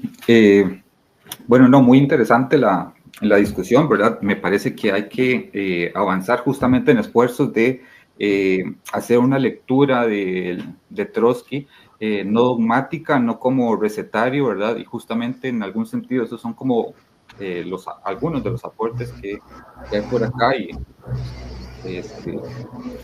y justamente algunas de las críticas que veo por ahí van justamente en ese sentido de seguir algunos textos en forma recetaria y no actualizarlos a las condiciones políticas del momento, ¿verdad? Entonces, bueno, me parece muy atinente, digamos, como dejar eso por ahí asentado. Por ahí en el chat vi que alguien consultó sobre el voluntarismo trumpista. Y bueno, esto digamos, ¿por qué decimos que es un voluntarismo? Y es justamente porque una de las causas de la coyuntura, ¿verdad? Uno de los elementos que expresa es justamente la degradación, digamos, material, económica de Estados Unidos como potencia hegemónica del mundo, ¿verdad? Que no tienen las condiciones en este momento para imponerse, digamos, como lo hacía anteriormente, ¿verdad? Y justamente eso es lo que está en cuestión, ¿verdad? Entonces Trump viene como con un planteo de reposicionar, ¿verdad? De tratar de recolocarse, pero o sea, tiene como esa voluntad justamente de hacerlo y expresa alguna fracción social burguesa, ¿verdad? Imperialista, pero no tiene las condiciones materiales. Entonces, justamente por eso es que tiene que adentrarse, ¿verdad? En el matonismo, en el saqueo, en la territorialización, en amenazar a cuanto país pueda, ¿verdad? Entonces, justamente es como eso. Él tiene como la voluntad de hacerlo, pero los elementos materiales para lograr hacerlo vienen deteriorándose un poco, ¿verdad? Esto no quiere decir, ¿verdad? Evidentemente no hay que extrapolarlo tampoco a que haya, o sea, a que ya sea un caso finiquitado, ¿verdad? Estados Unidos todavía continúa siendo una potencia económica, una potencia militar, etcétera, ¿verdad? Entonces estamos como en ese proceso, digamos, disyuntivo donde se pueden estar redefiniendo, digamos, como cosas. Por ahí, creo que otro de los elementos sería con respecto, digamos, a la OTAN. Me parece equivocado, digamos, colocarlo como un elemento central, digamos, como principal. O sea, me parece que desarma políticamente, si esa fuese la consigna principal. Hay que entender que la OTAN no es ni el motor único ni el principal, digamos, de los conflictos que se están generando en este momento, ¿verdad? O sea, es una expresión militar de los procesos coyunturales que hay actualmente, ¿verdad? Pero no porque deje de existir la OTAN va a dejar de existir los imperialismos que hay detrás de ella. Bueno, entonces deja por ahí justamente que es un elemento, digamos, o sea, es una institución, digamos, estatal, interestatal. Entonces me parece que en ese sentido, digamos, a lo que hay que apostar más bien es a una consigna, digamos, estratégica, digamos, en este momento, de apuntar contra el imperialismo, contra los estados capitalistas, justamente que son los que se encuentran, digamos, detrás de la escalada, digamos, de opresión y expoliación que mencionaba yo anteriormente. Entonces, digamos, ahí, digamos, en particular es como muy relevante justamente este tema de no dejarse guiar solamente por los elementos geopolíticos, ¿verdad? Sino tener siempre y como elemento, digamos, principal del análisis, la lucha de clases, y me parece que justamente eso es a lo que hay que apuntar. Entonces, bueno, yo por ahí, abusando, digamos, y siguiendo un poquito el ejemplo de Frank, entonces también quisiera recomendarles justamente para sustentar, digamos, ahí como para darle vuelta y darle un poquito de pelota, digamos, a estas ideas, el libro que, si no me equivoco, el año pasado o antepasado, publicó Roberto Sáenz, que se llama El marxismo y la transición socialista, que justamente me parece que es una herramienta, digamos, fundamental en este momento para ahondar, digamos, en estas discusiones que estamos teniendo. Gracias. Gracias, Johan. Agora es Alejandro. Cuando quisieras, puedes empezar. Sí, voy a ser rápido y conciso, aclarando un poquito las ideas. Ahí el amigo Juan planteaba que la OTAN se ofrece en este momento como el tema para la discusión. Estoy de acuerdo porque es una situación grave tener un grupo matón amenazando a todo el mundo con invasiones, guerras, destrucción. Ahora voy al ejemplo que yo quería proponer, a ver qué hacemos desde la izquierda para hacer tomar conciencia a la gente acerca de todas las dificultades, todas las crisis, las contradicciones que nos plantea este capitalismo, imperialismo del siglo XXI. ¿Cómo podemos hacer la crítica?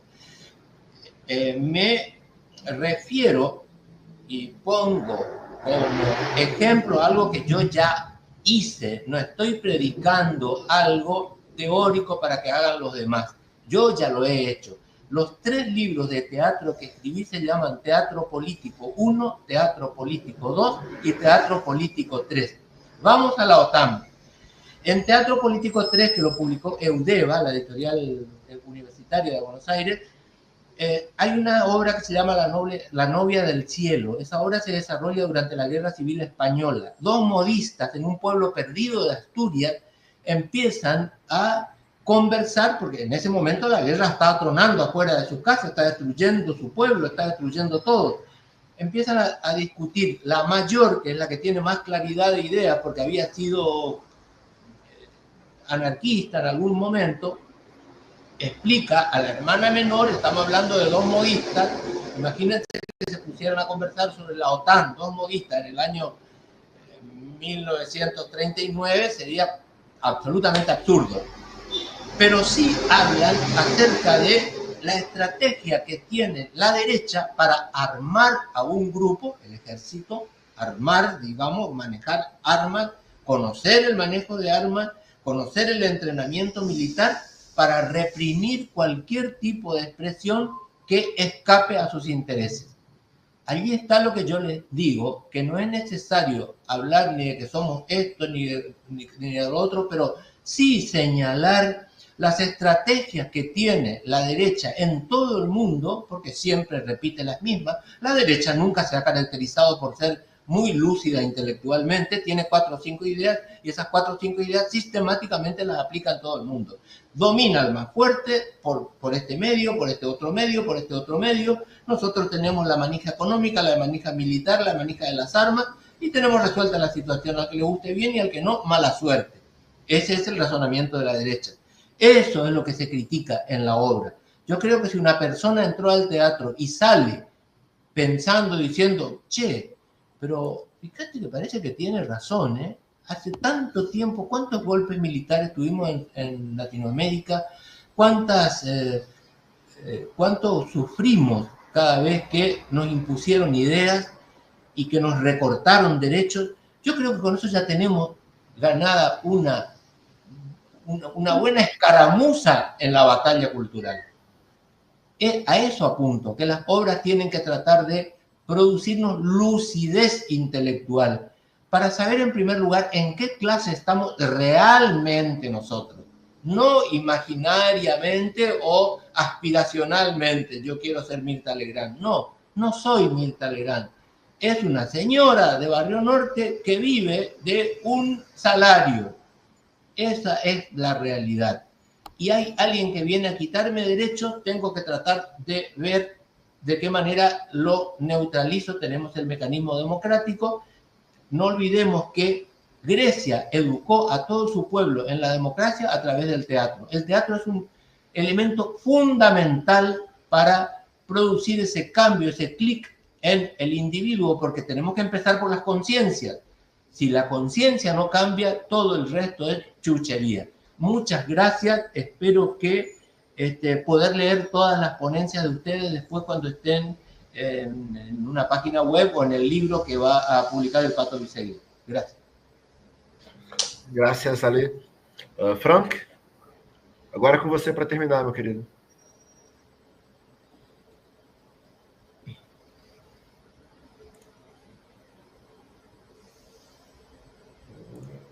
Quiero empezar por Juan Marino, que me admiro cómo le ha dicho almacenero a Lenin. Es una forma sencilla de descartar a Lenin, decir que es una errada lectura de almacenero, decir que el imperialismo, la principal característica del imperialismo es la exportación de capital, y China es el principal exportador de capital.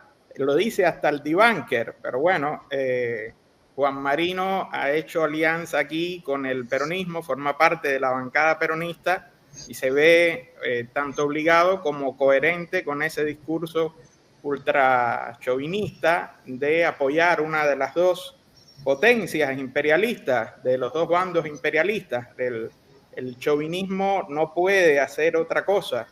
El imperialismo chino está tan validado hasta incluso por la prensa imperialista, por los números. Es una postura del imperialismo chino en África que es el horror, reprimiendo los sindicatos africanos, el control que tiene sobre las economías en el Caribe oriental, por donde transitan los barcos de la OTAN, pero que son países como, por ejemplo, Dominica o Antigua y Barbuda, cuyas economías las tiene controladas abiertamente China. Yo quisiera decirle a Juan Marino, si él no se acuerda de una base militar que hay en Djibouti, pero mejor hacer silencio sobre eso. Claro, Juan Marino también hizo alianza con un dirigente peronista que recién se tomó una foto reveló una calle que se llama José Ignacio Rucci. Rucci es uno de los sindicalistas filofascistas más salvajes de la década de los 70 aquí en Argentina. Como saben algunos, estoy en Argentina. Y entonces en esos momentos de rejunte, porque no tiene nada que ver con la postura de Sabas, Sabas es una postura revolucionaria que tiene esta interpretación. Para mí no la concuerdo, pero Sabas nunca ha hecho ninguna alianza, ni siquiera con Syriza.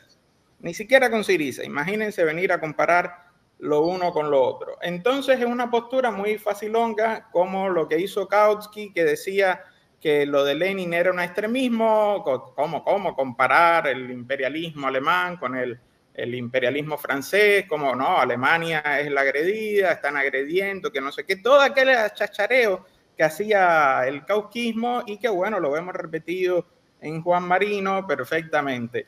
Pero esto no son incoherencias políticas de Juan Marino, sino la coherencia a los intereses de clase que responde, porque en el momento en que tú te alías con el peronismo, con el sector incluso que prefiere torcer a la derecha, porque incluso rompe con el kirchnerismo y se pasa con el kisilofismo, entonces te ves obligado a decir esto porque vas por esa vía, ¿no? De defender un imperialismo.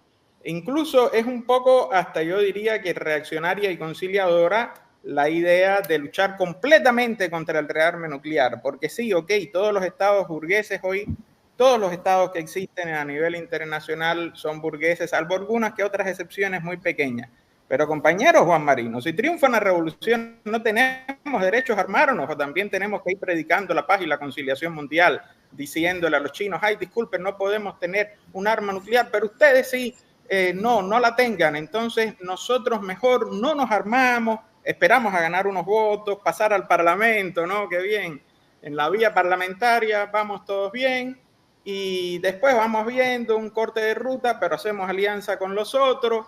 Entonces yo creo que el ninguneo a Lenin es horror, el horror no tiene cabida entre el trotskismo, no tiene cabida dentro del marxismo. Es el mismo ninguneo que ya hicieron Kautsky, que hicieron otros referentes de la socialdemocracia alemana, bajo esas vestiduras de que hay que reinterpretar, y es el verdadero origen del revisionismo. Cuando Rosa Luxemburgo criticaba a los revisionistas, no estaba criticando, no era el término que usaba después el estalinismo para criticar a los otros diciéndoles que eran revisionistas, ¿no? En este caso, Rosa Luxemburgo estaba dirigiéndose precisamente a eso, ni defenderse, ni por qué había que ponerse del lado de Serbia, por qué del Imperio Austrohúngaro, por qué de la parte rusa, por qué de la parte francesa, porque es lo mismo. Gente, es lo mismo defender a la OTAN o a China. ¿Qué queremos? Un imperialismo como el chino, que incluso extorsiona al gobierno cubano. Nos extorsiona, diciendo que si no pagamos nos va a poner una demanda. ¿Qué tiene de bueno el imperialismo chino? Porque no exporta capital.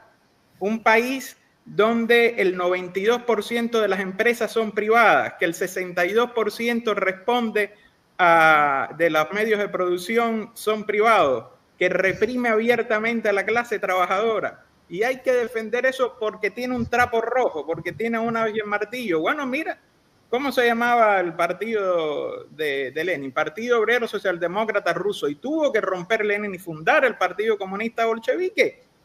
Pero en estos casos vemos las coherencias políticas, las incoherencias políticas, con quién me alío, con quién no, qué logro si digo esto. Todo esto es un gran ajedrez político y en el evento pasado hubo un sector, a mí me parece, que en ese caso recalcitrante, que evitó que Juan Marino expusiera. Yo apostaba para que Juan Marino expusiera, quería que tuviera su posición nacionalista en el evento León Trotsky, porque en algo todos somos internacionalistas, en este caso Juan Marino no. Concluso. Y bueno, está genial que, ya termino con esto, que este tema salga a debate. Recuerden que el de la polémica sobre China continúa con Andrea Barbieri en la tarde, y a las 11:30, es decir, en unos minutos, está la otra mesa. Bueno, disculpen, ahora no veo el programa, pero que va a ser por Instagram. Obrigado, queria agradecer a todo mundo que participou, que assistiu, que esteve aqui com a gente nesse debate de hoje. A mesa das 11:30 vai ser uma mesa sobre... Estou abrindo aqui... la historia del por boliviano, creo que es. Sí. Sim. Então, esperamos todos vocês de volta aqui às 11h30, gente. Estamos encerrando a apresentação dessa atividade agora. Obrigado a todo mundo. Obrigado, Frank. Obrigado, Johan. Obrigado, Ale. Obrigado, Berino. Tchau, tchau, gente. Tchau, gente. Tchau.